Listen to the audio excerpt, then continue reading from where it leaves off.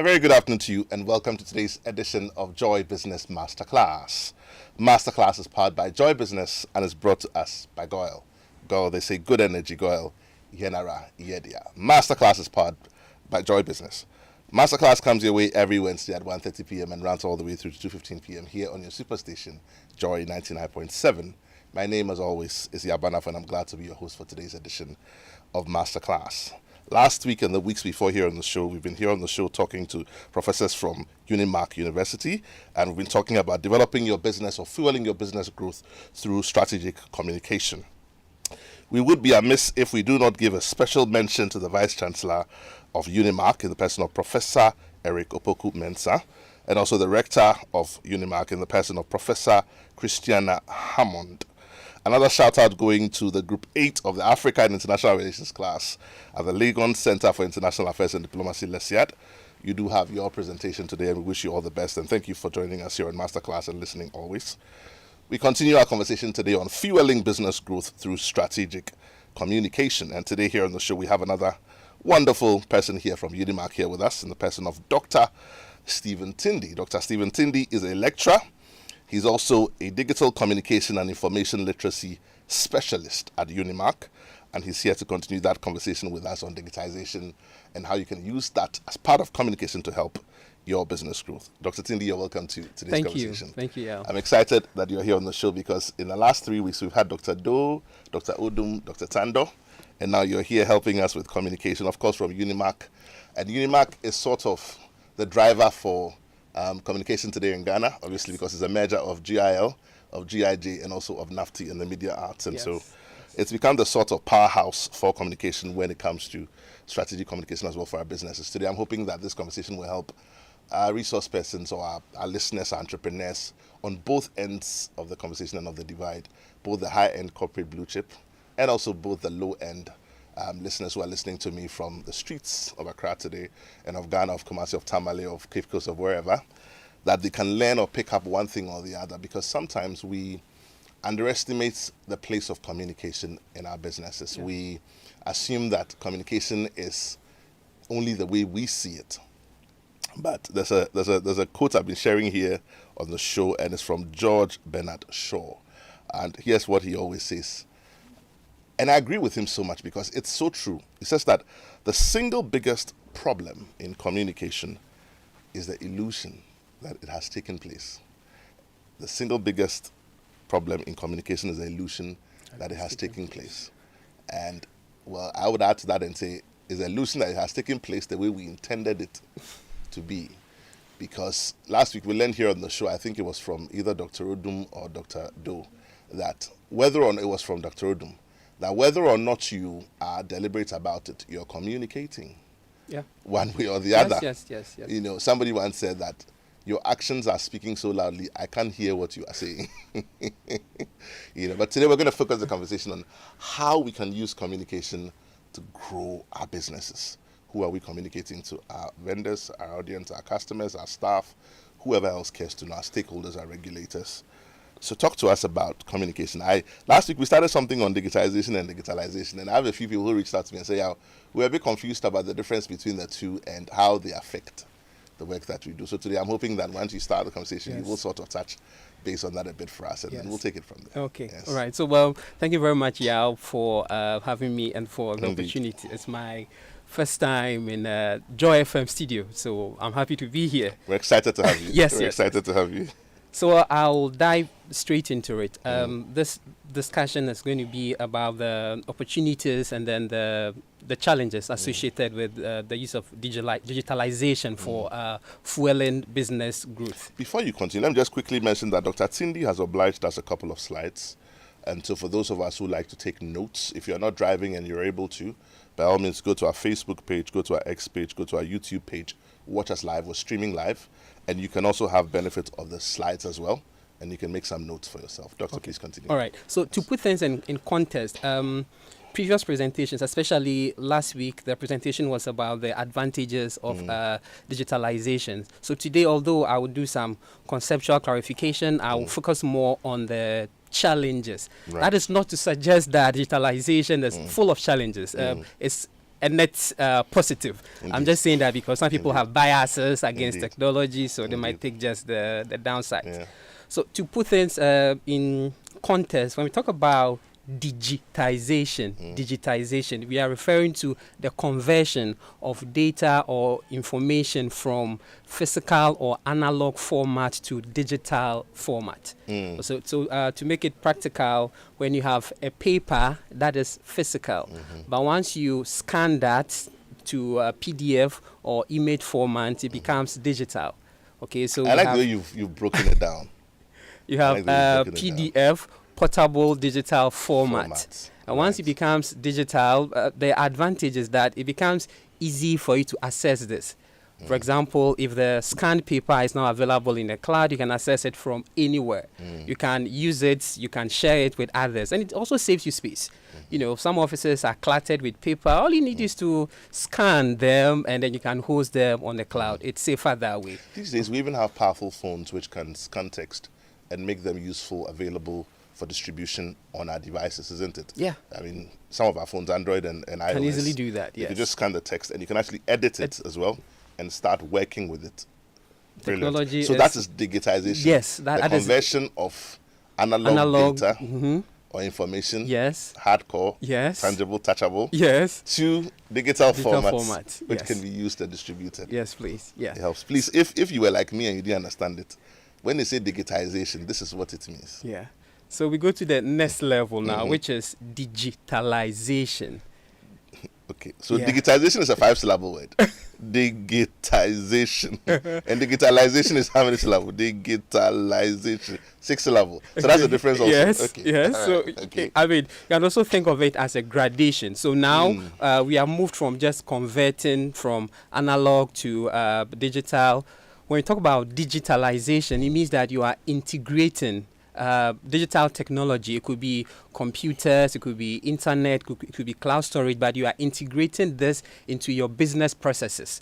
Okay, it's to enhance the business operations and also to create value for your stakeholders. Right. And an example of that would be an organization which is now collecting customer data using, for example, Google Forms or another platform that allows them to, type in their details instead of writing it on paper and then later transferring it. So you are now bringing in or integrating technology into some aspect of your business process. That is digitalization. For the benefit of my listeners and my entrepreneurs, I'm going to dwell here for a minute. Okay. I know my producer will allow me. I'm happy you talked about business processes, because you see, life is changing. There's technology, there's modernity, there's innovation. We must make our lives not just easy and simple, but more efficient. Yeah. It's not just about convenience. Why does it become more efficient? Because when you now have nothing to do by doing your manual processes, you will now think of new things to do. And the new things is, how can I make my business better? And I'm going to be very specific here. There are vendors in this country who sell water as distributors, who still do manual processes. And I know that I've spoken to some of my business people, and they say they do it for different reasons. As for the bad reason, I won't talk about it on air because somebody will come for me. But for your own sakes, we can make the processes better. Yeah. Instead of writing numbers on a piece of paper for people to come and do, there are these small tablets that people can come in, they can scan, it issues a number, it goes through a process. The payment is made either by whatever transfer. It doesn't get lost. What that does is it actually creates an audit trail for you also. So please, my plea is that let us employ digitalization in our businesses, on the street side, in Abosokai, wherever we are, we are listening from, in Kumasi, wherever. Employ technology to make your business better. Yeah. It's just a dear thing to my heart. I just wanted to drop that. Yeah. So in education, I am a teacher, and how I am using this is for my assessment. Okay, it is difficult to mark papers. Every teacher will associate with me. It takes a lot of time, but you can assess the students digitally. So you have your questions online, you send them the link, they respond, it is graded immediately, and they receive feedback. even with the correct answers, you know. So it doesn't matter what you are doing. I've been trying to stretch my imagination to see which industry will not benefit from digitalization, and I couldn't come up with any. Right. You know, so if you know an industry that will not benefit from digitalization, can you share a few examples though for the sake of my listeners on the low end? Yes. Someone is listening, they're saying, yeah, I hear you, I want to do it, but how do I do it? Just a few examples. If you're selling, let's say, coconut, how can you use digitalization to help the process? How? Okay, so you're selling coconut, you have a contact list, Yes. right? At least your friends, family, and the kind. If you everyone who has bought from you before, yes, you know, that's if they allow you to take their contact and stuff. But once you have the contact list, you can share content on WhatsApp, and some of those people will get to see your status. Yes. In fact, you can ask for the people, if they are interested, you can put them in a group that you can regularly share broadcasts with them. Yes. You know, every little information about your organization, if it's an innovation, perhaps even a change in price, change in location, it's important to keep them informed through these, digital change even platforms. in innovation of offering. I saw something again on online. You see this Kusiani Meko we buy. Now people are packaging it in small shito containers for handling. It's cleaner. Of course, the carbon footprint comes in there because of the plastic. But I'm sure very soon people are going to do paper-based containers for some of these things. And how do I know? Because I saw it online. If somebody is selling Kusiani Meko, how do they make it known? If every time you buy from them, they take your information. Yes. If you don't want to give it to them, they'll say, okay, don't pay me cash. I don't take cash. I take Momo. By selling the Momo, they will get your data. Yes. Then they can now share information. Their business gets better. Yeah. I'm just so passionate there's about so many advantages about this, because as you deal with people digitally too, the footprint is there, and that is data for you to analyze. You tend to know which kinds of services or product do my customers request for more. Then you tailor your services to meet their demands. So there are several advantages of digitalization for Please continue, businesses. otherwise I would not hear too much. All right, so we'll go the next step, which is digital transformation. And anytime we hear transformation, it means change in form. So digital transformation means that we are integrating technology fully in the business to change its form or to transform it. So a business that is digitally transformed does not have technology only in one aspect or some aspect, but fully. You know, the whole business has now moved from traditional form to digital form. Okay, an example is a retail company which will be fully online, so you can shop online, make your order, track it online, and then it will be delivered to you. Some even use these platforms to also manage their inventory. So as people are buying from them, they know which products they're running short of, when to make order, and all of this. So these are significant advantages for businesses, big or small. You can even have some kind of analytics. First level, base level. Let's say you're selling shoes. Collect data for a whole year on sales, and then you can analyze it and say, at what times of the year do people buy more shoes? At what times of the month do people buy more of my shoes? Who are the people who are buying my shoes? Where do they stay? What are the demographics? It helps you to improve. Why am I getting so low numbers for sales from this part of the city? Is it that they don't have the product? Is it that it's not getting to them? What is it? So the analytics there also helps you to improve your business. It does. You see, a lot of our businesses today have found digitalization and they're using it. But there are still a lot of our businesses who are stuck in the manual and the analog. And they are happy where they are. But a critical look will tell you that they could do better. Way better. Please continue. I mean, we are living lives online, so why don't you take advantage of it rather? You're already communicating with friends and family using digital technology. So let your business benefit from that as well. You know, that's all that we are preaching. You know, it's good you say that, because sometimes people say, oh, what is digitalization? I'm not savvy. I don't like it. I'm not comfortable with it. But you send text. You send WhatsApp. You send and receive Momo. And we are saying that stretch yourself a little for your benefit for the benefit of your business. And I think the biggest question on people's mind is, how do I do it? So maybe at the end of today, you hop on the Wi-Fi. Okay. Yes. Okay. All right. So now I will talk about the Challenges, Yes. the challenges. This is important because we are in a resource constrained environment. So although you might be interested in digitalizing your organization processes, there are challenges which you can surmount though. So I'm going to share some of those challenges. The first is infrastructure gaps.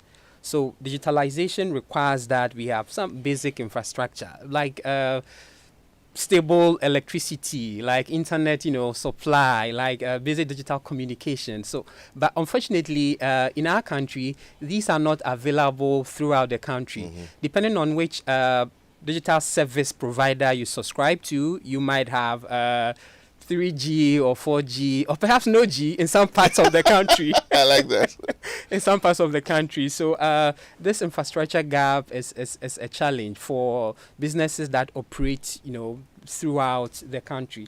The second one, which is very dear to me, is the gaps in digital literacy. Okay, the gaps in digital literacy. Digital literacy here, I'm referring to the skills to use or manipulate digital technologies and platforms effectively. A lot of people have access, a lot of businesses have access, but the challenge now is to use these technologies effectively to maximize benefit or obtain optimum benefit from that. So in terms of digital literacy, why this is difficult is that it has so many dimensions, okay? Unlike infrastructure, which you just have to make it available and you've solved that problem, digital literacy is multidimensional. So there is a technical aspect, which is also called the operational aspect or the bottom knowledge, simply being able to turn off and then turn on the device. So can you put a computer on and off? Can you, turn a phone on and off? Do you know where to press? That is basic. The other dimension is a cognitive dimension. This has to do with your understanding and your application of information and you find in digital context. This is a bit challenging because it has to do with critical thinking.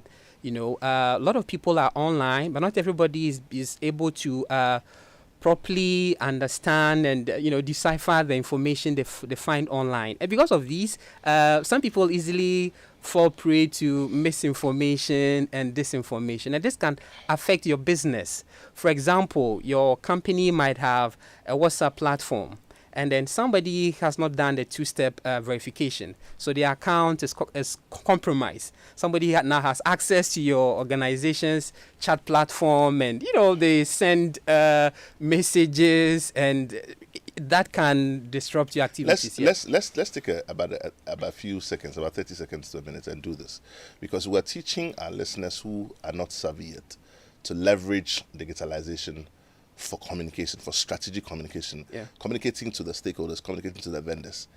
Why is the two-step authentication? We're not teaching WhatsApp today, Yes. but because we're talking about it as a tool, Yes. let's dwell on it a bit. Yes.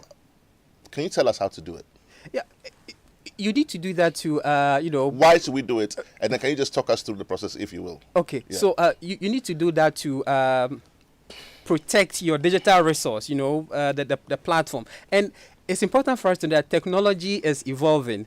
So the person who created this, the platform and first made it just one step now says that 2 steps is better. Okay, so it is just, important that you try to go that way instead, because it gives you an extra layer of protection so that someone cannot easily bypass your password and access your account. So it is important for us to do that. The exact steps, I cannot follow the prompt. Yes, immediately remember. Just but go to WhatsApp, go to your settings, and follow the prompt. Just type two-step authentication and follow the prompt on your phone, and you'll be able to do it.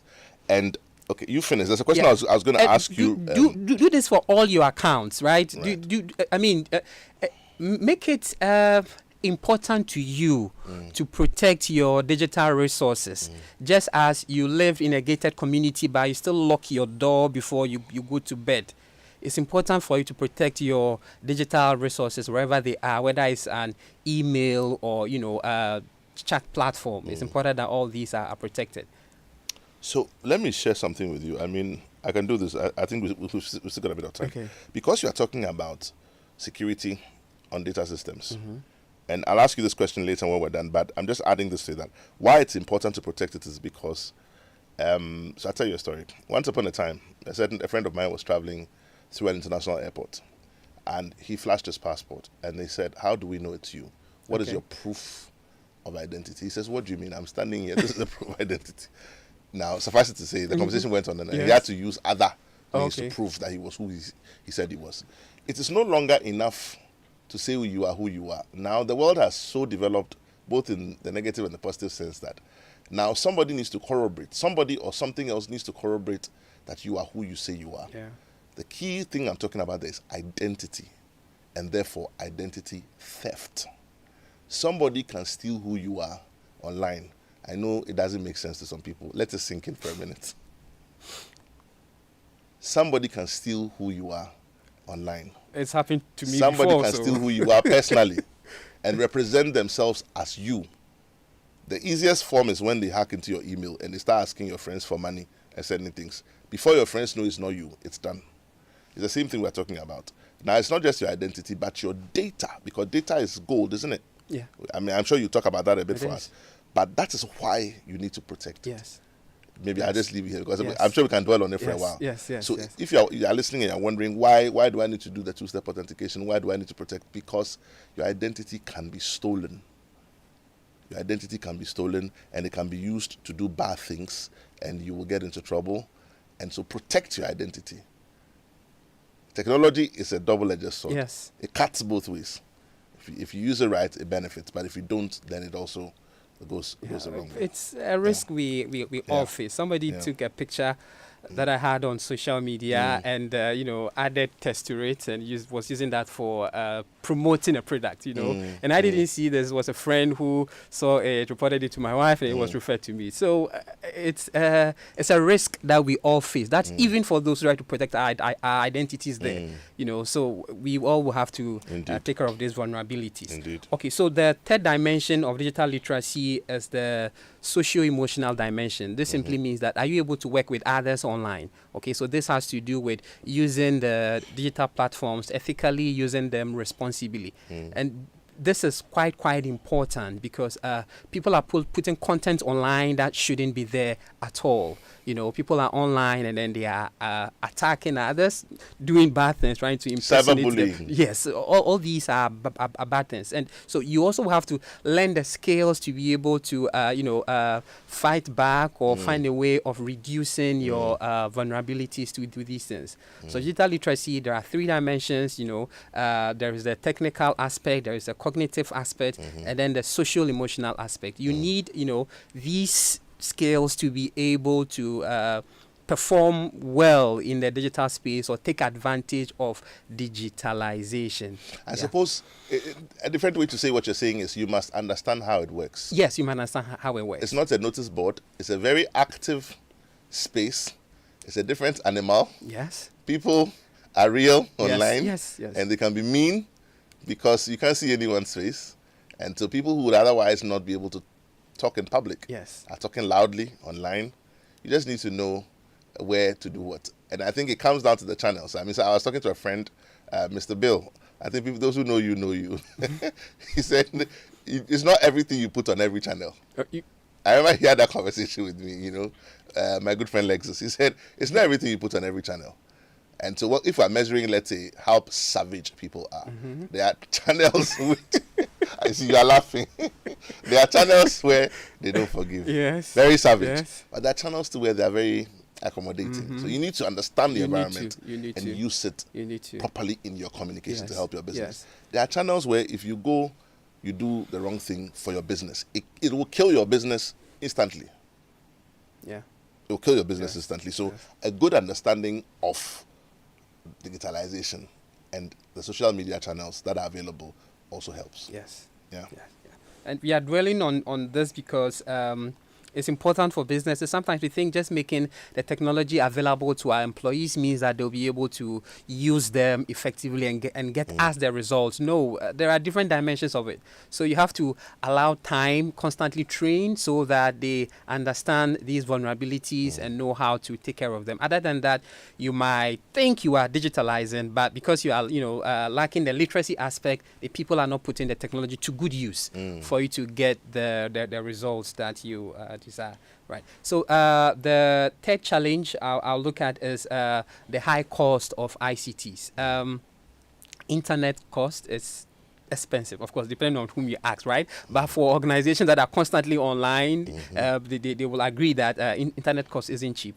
The software that we use on these platforms is not cheap. So, for example, many organizations might be using generative AI, but they might not be using the paid ones. Why? Is it because they don't like it? Of course, they do like it, but it's the cost.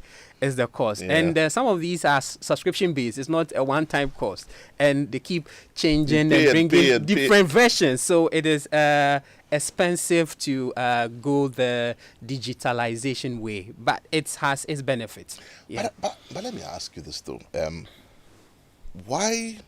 Okay, I'll keep the question for the interactive time. You go ahead with your slides. Okay, all right. So the fourth one is cybersecurity concerns.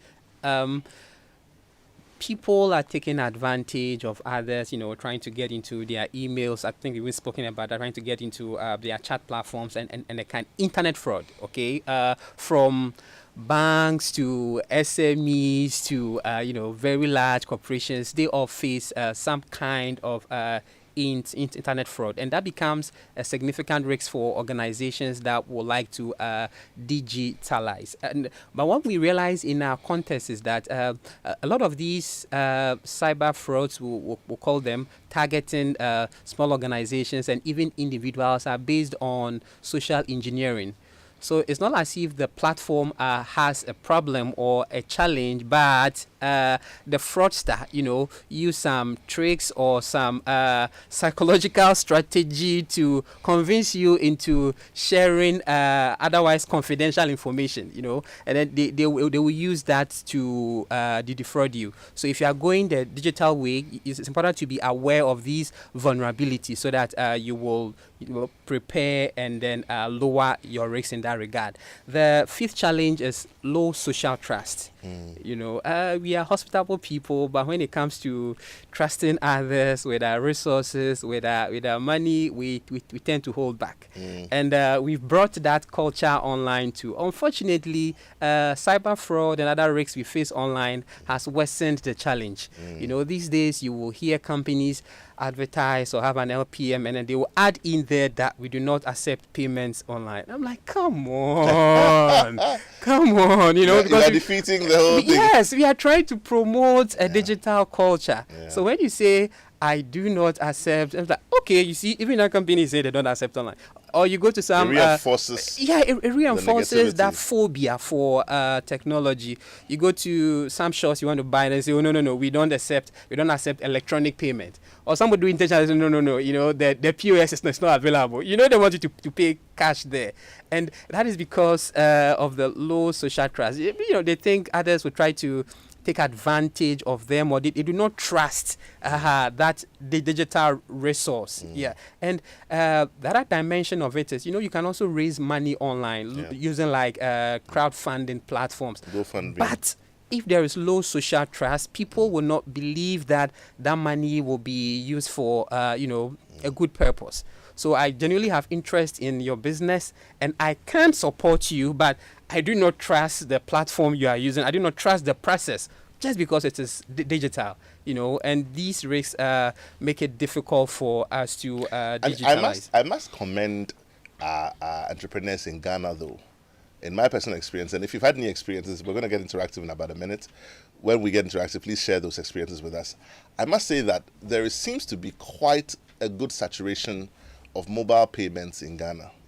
Now you're getting sugarcane sellers, they'll take Momo. You're buying something in traffic, they'll take mobile transfer. Sometimes they don't even have a phone. They'll call their friend. I can see is saying, and then they allow you to pay. So I must commend our vendors in Ghana. I think that the saturation is working. And they do have some level of trust also. Because when they go to check, their money is sitting there. It hasn't gone anywhere. I just wanted to throw that in as a contrast. That is because we have been using this over time. Okay, we have been doing this over time. And we have also been doing that intentionally, so they've seen it work over time. So if others are saying we don't do it, then it becomes a challenge. We will wish that we all will do it to encourage a lot more of this electronic, this digital payments. Yes, please. Yeah. I know there are a few more challenges you want to share with us, but I want to take a quick break. When we come back, we'll get interactive. Okay.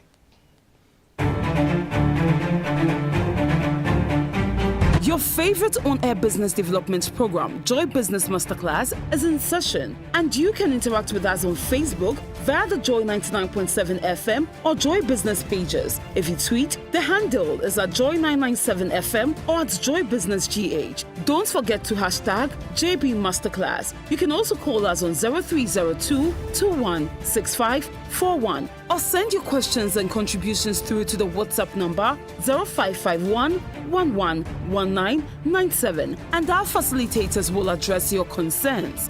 Attention everyone, class is in progress. Welcome back. If you've just tuned in, this is Masterclass. We're here with Dr. Stephen Tindi of Unimac, and we're talking about digitalization and business growth opportunities and challenges. Today's edition of Masterclass is brought to us by Goyle. Goyle, they say good energy, Goyle, Yanara. Yeah, their phone lines are now open. We're interactive. Numbers to call 0302 216 541. That's 0302 216 541. You can also send us your comments on 055 1111997. If you're driving, please do not text while you drive. We definitely want you to arrive alive, but otherwise pick up that phone, be a part of this conversation. Talk to us. How has digitalization helped your business? What are you doing with it now? Is it helpful? Is it not helpful? What are the challenges? Let us learn from your mistakes so that we can grow up and become better together. We can't all make the same mistakes. Numbers to call 0302 216 541. That's 0302 216 541, or send us your comments on 055 1111997. If you use any motor vehicle of any kind, then Goyle has some great news for you. Good Energy brings you Goyle Super XP, the ideal choice for most vehicles. Just go fuel up your vehicle and enjoy the smooth ride and get all the benefits. Goyle Super XP is quality and gives you the correct choice when buying regular fuel.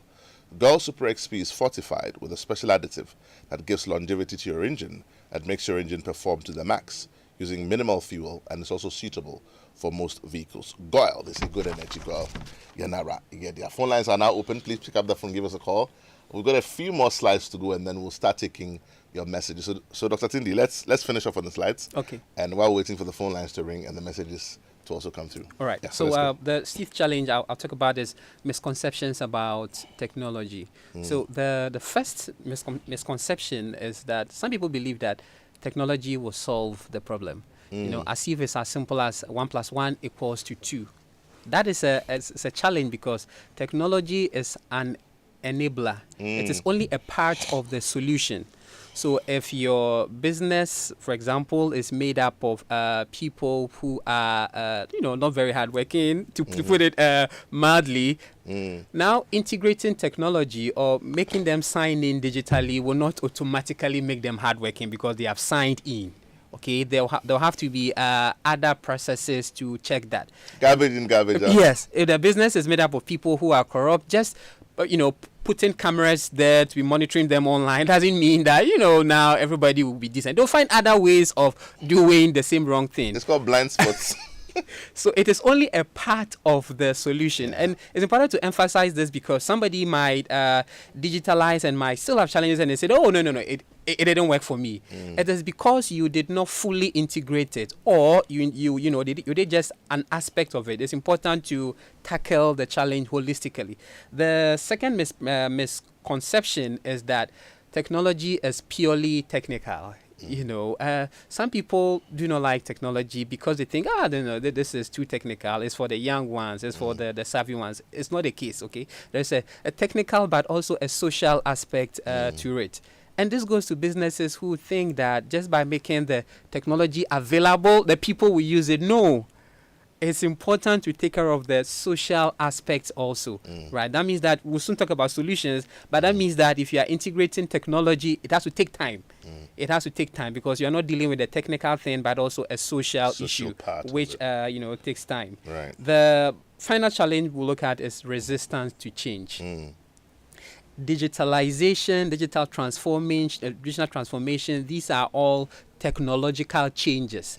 And from what we've known about change from all the literature is that change is difficult.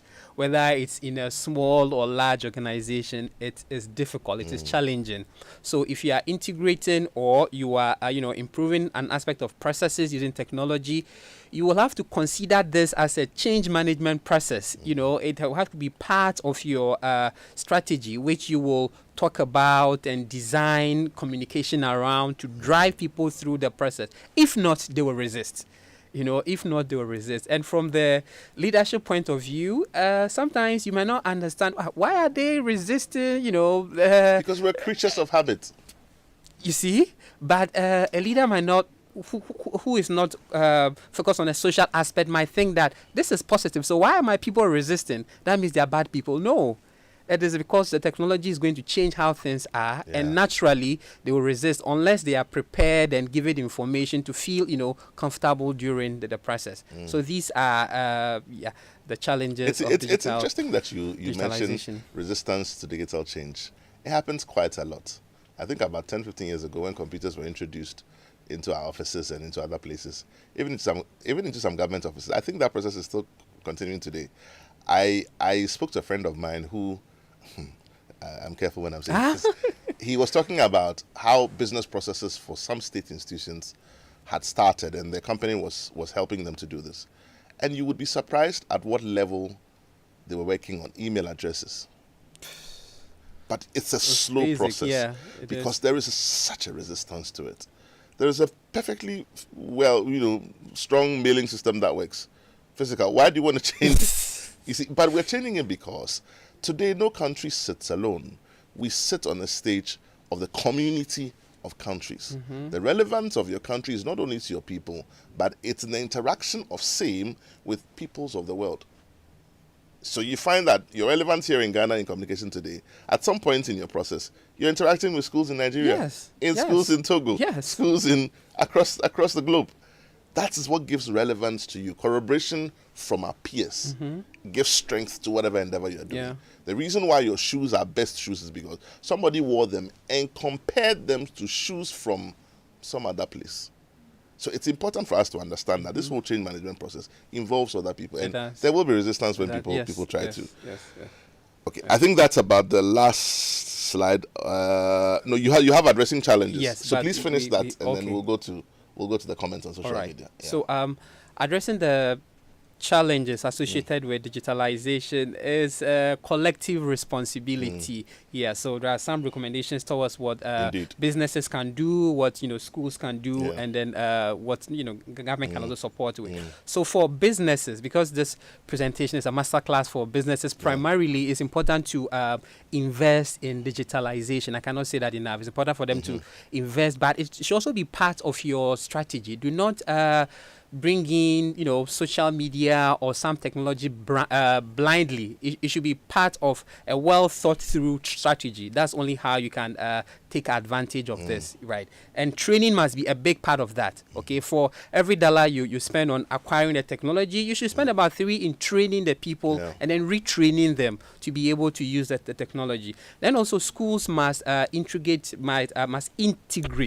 digital literacy. Okay, right from the business school level to the universities, digital literacy should be a component, of our curriculum, and I'm proud to say we are doing that. Then before you go to the next point, Stephen, I'm thinking that society is doing a great job helping us with that integration anyway. You see, and that's a part of the globalization I'm talking about when it comes to comparing ourselves with other places and getting our own relevance. Our children today in schools, you see, whether you are teaching them in a school or not, they have some level of savviness. Yeah. They are using phones. They are using tablets.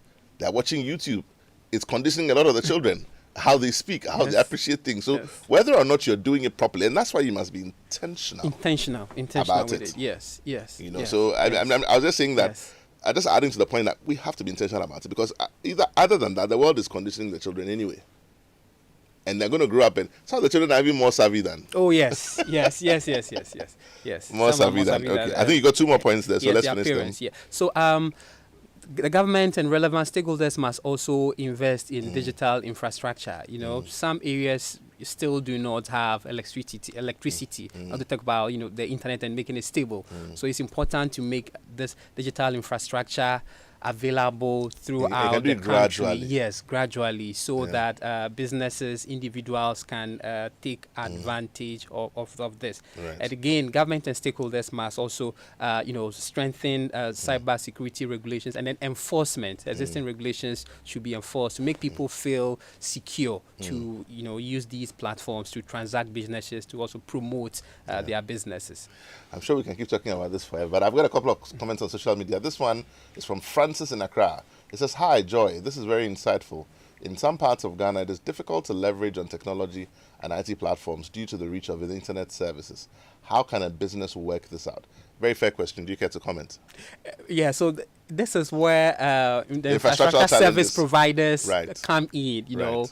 to support in that regard. But even the little that you have, try to make use of it. Yes, Yeah. try to make use of the little that you have. Because, you see, it's not only on internet, Francis. I mean, things like there are offline versions of some of the digitalization, or should I say digitalization processes or channels. You can use computers, you can use the analytics, your Excel, your spreadsheets. They can do all of that online, really. So use what you have, and then when you're able to get the internet as well, you can then join some of the other ones as well. I've got another comment from Ajiman.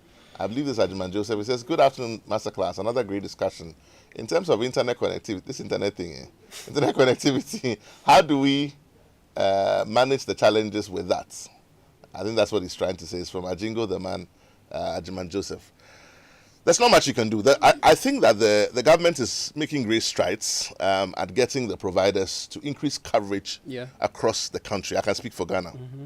Because I think I've seen recently some engagement with some of the telcos to increase their bandwidth. I think the Honorable Minister had a meeting with some of all the telcos actually. Yes. To try and increase their bandwidth and coverage within some of the areas. So if there's anyone listening from the Ministry of Communication, this is a good time. Numbers to call 0302 216 541 or send us your comments on 055 1111997. People are asking, what do we do to get on board with digitalization in places where there isn't any internet? Or if there's anyone listening from the telcos as well who has some input to make, we'll be happy to have you call us on 0302. We're live on the show right now.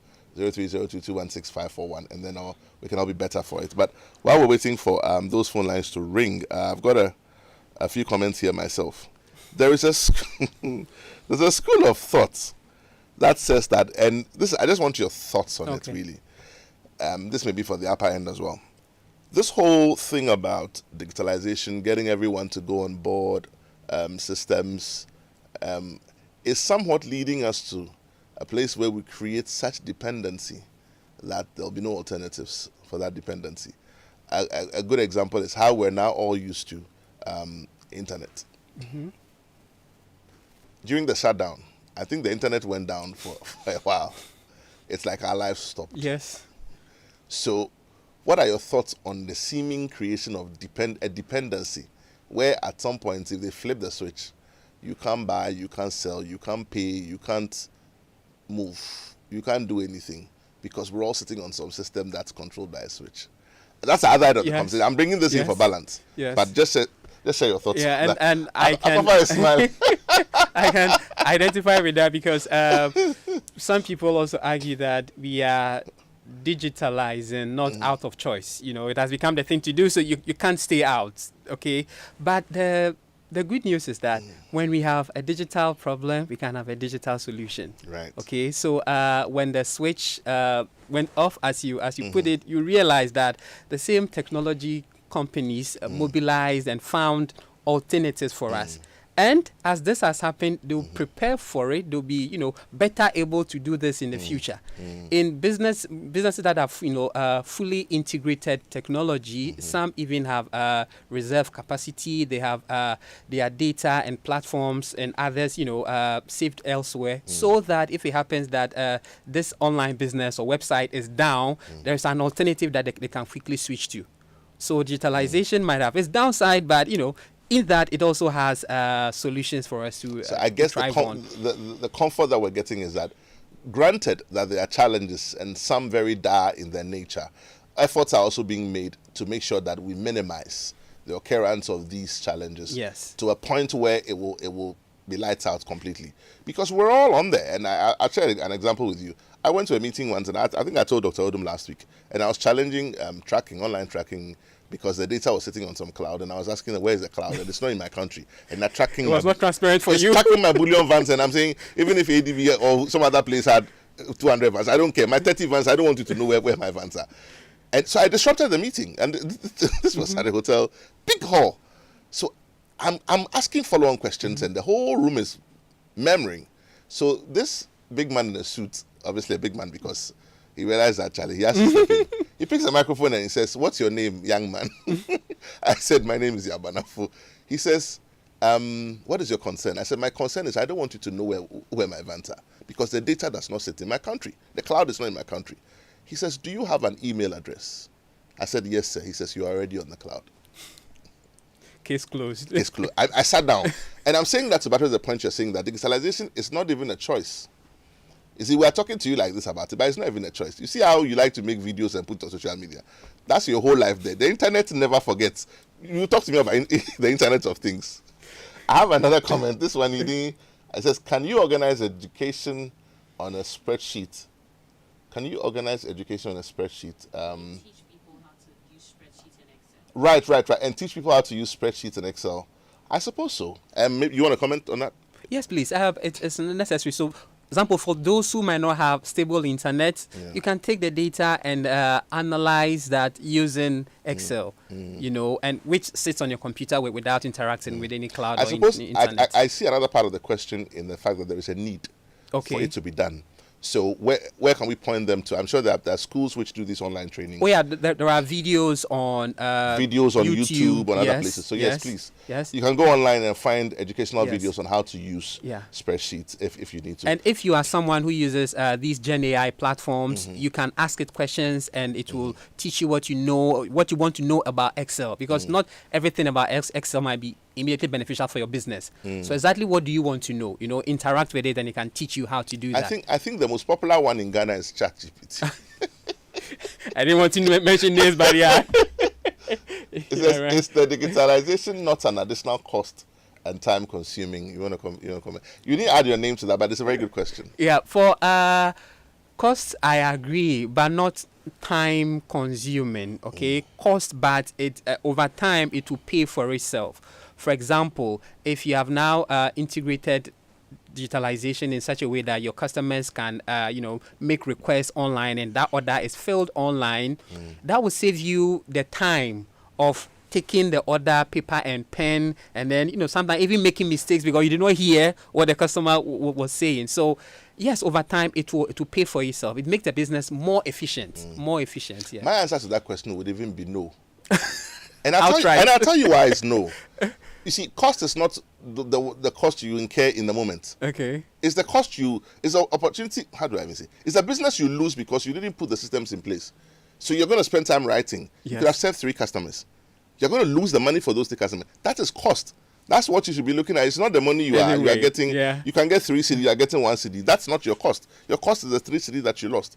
So it is not additional time because it will save you time. It will save you time. That guarantee. Spend 1 week to do this, and it will catapult you to gain 3 weeks in a few days. Yes. So the answer to your question is really no. And another part that we've not touched on so much is that you can also use it to improve yourself.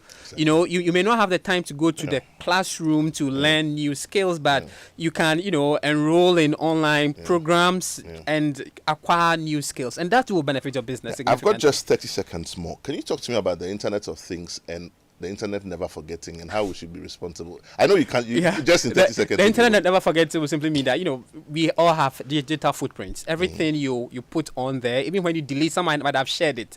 So that is available online. So it means that we all will have to be careful and strategic with how we use these platforms, particularly for young people who like to I'm going to say post this in the spur of the moment. I'm going to say this on air, and if I'm wrong, I stand for correction. I have a lot of friends who are IT savvy, but there's a school of thought, let me put it this way, it's safer to say it this way. There's a school of thought that nothing is ever really deleted. Okay. Nothing is ever really deleted. Yeah, if you know what you are doing, you can get the content How back. many people know what they are doing? Nothing is ever.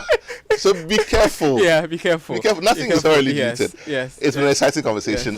What do we take out of here if we remember nothing today? What should we remember? Yeah. So digitalization is an important business process, but it must be done strategically, so that your business can obtain optimum benefits from digital technology. I wish we could go on and on and on, but this is all time will allow us. Masterclass today has been brought to us by Goyle. Goyle, they say good energy. Yanara. Yeah, dear. Thank you so much for joining us. This has been Dr. Stephen Tindi from Unimac sharing some thoughts with us on digitalization and business growth, its opportunities and challenges. Thank you for joining us. We'll see you same time next week.